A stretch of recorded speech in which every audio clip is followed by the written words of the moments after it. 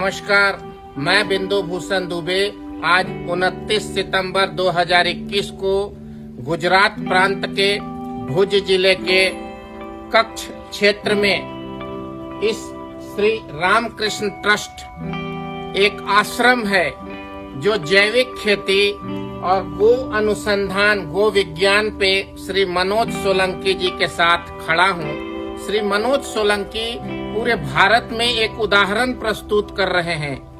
गो की परिभाषा क्या है, गौ माता के शाब्दिक अर्थ क्या है और भारत का विकास आखिर कैसे संभव है, इस विषय पे श्री मनोज सोलंकी जी से दो शब्द मार्गदर्शन स्वरूप जानना चाहूंगा। मनोज जी। जी नमस्कार।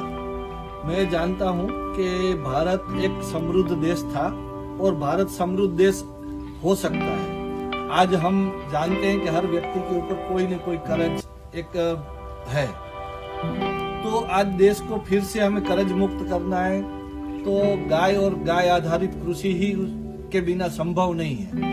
मगर हमें जो कृषि व्यवसाय एक दाना बोते और 4 महीने में 1000 गुना कर दे, ऐसा व्यवसाय जो एक केमिकल खेती पद्धति के कारण गरीब हो चुका है, उसको चलाने वाला किसान गरीब हो चुका है, तो उसको फिर से हमें गाय आधारित प्राकृतिक खेती की ओर ले जाना पड़ेगा और एक विश्वास के साथ हमें इस विषय को पूरे भारत में पहुंचाना है और उसी के माध्यम से ये समृद्धि जो हम चाहते हैं कि हमारी भारत की जो संपदाएं है उसको पहचानते हुए, प्रकृति के साथ भागीदारी करते हुए, प्रकृति के साथ ताल मिलाते हुए हमें जो समृद्ध होने की बात है, जो भारतीय चिंतन कहता है, तो उस प्रकार की समृद्धि हम चाहते हैं।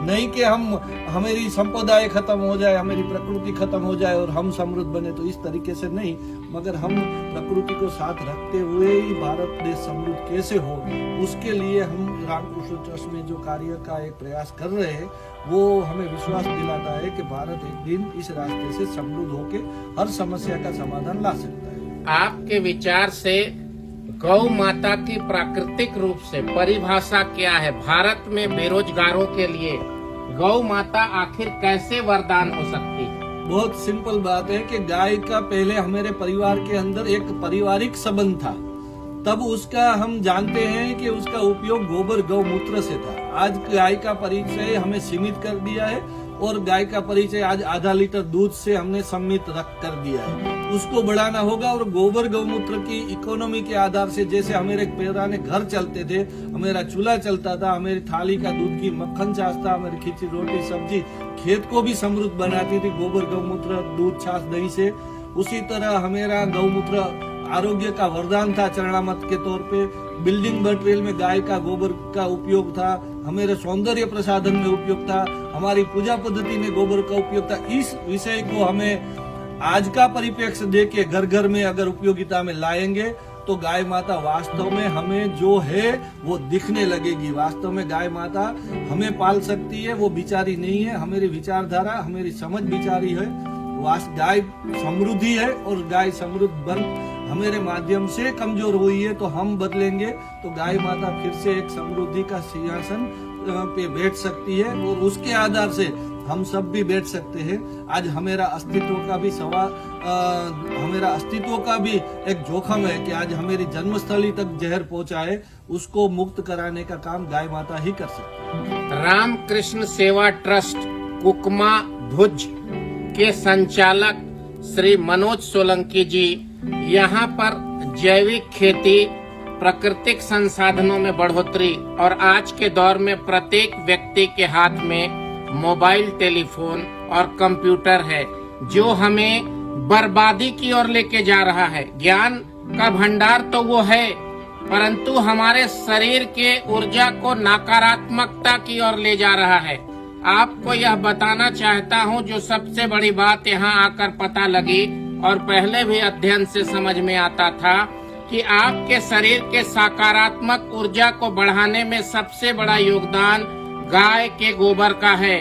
गाय के गोबर को इन्होंने हर जगह रखने का एक सुझाव दिया है प्राकृतिक तौर पे। यदि आप अपने इंटरनल एनर्जी को बढ़ाना चाहते हैं, आंतरिक प्रतिरोधक क्षमता इम्यूनिटी को बढ़ाना चाहते हैं, तो गाय के गोबर को इर्द गिर्द रखिए। इन्होंने पूरे भारत में एक मिसाल पेश की है जो पूरी दुनिया में यह संदेश जा रहा है। गाय के गोबर का बना हुआ यह घड़ी का ढांचा यदि आप अपने कमरे में लगाते हैं तो आपकी ऊर्जा बढ़ेगी, आपको कभी थकान नहीं होगी। मोबाइल और कंप्यूटर का रेडिएशन आपके शरीर को परेशान नहीं करेगा। यह गाय का गोबर उसे रोकेगा। गाय के गोबर से बनी हुई घड़ी की फ्रेम, मूर्तियां और सबसे बड़ी बात, यदि आपके घर में गाय का गोबर है तो वह आपके लिए एक वरदान साबित होगा। मोबाइल के पीछे ये चिप लगा है, ये गोबर का चिप है। ये आपके शरीर के सकारात्मकता को, पॉजिटिविटी को बढ़ाता है, जबकि मोबाइल दिन और रात आपके शरीर में नेगेटिव रेडिएशन, थकान, परेशानी, नकारात्मक ऊर्जा, फ्रस्ट्रेशन और डिप्रेशन को बढ़ाता है। इसलिए गाय की शरण में आइए। गाय के गोबर से अर्थव्यवस्था में परिवर्तित होता है। यदि आप कर सकते हैं तो गो पालन करिए, गो विज्ञान के दिशा में आगे बढ़िए। और प्रशिक्षण के लिए आप चाहें तो भुज जिले के कुकमा में मनोज भाई ने कहा कि हम निःशुल्क रूप से गो विज्ञान पर आधारित आत्मनिर्भर भारत, जो माननीय प्रधानमंत्री जी का सपना है, उस दिशा में बेरोजगार और परेशान नौजवानों को आगे ले जाने का प्रयास करेंगे। इस संस्था के बारे में चाहे पर्यावरण की बात हो, जैविक खेती की बात हो या आत्मनिर्भर भारत की बात हो, जितना भी कहा जाए वो कम है। आज संक्षिप्त में सिर्फ यही कहूंगा कि गाय की सेवा और जैविक खेती पर्यावरण के विकास के बिना भारत का विकास अधूरा है, दुनिया का विकास अधूरा है।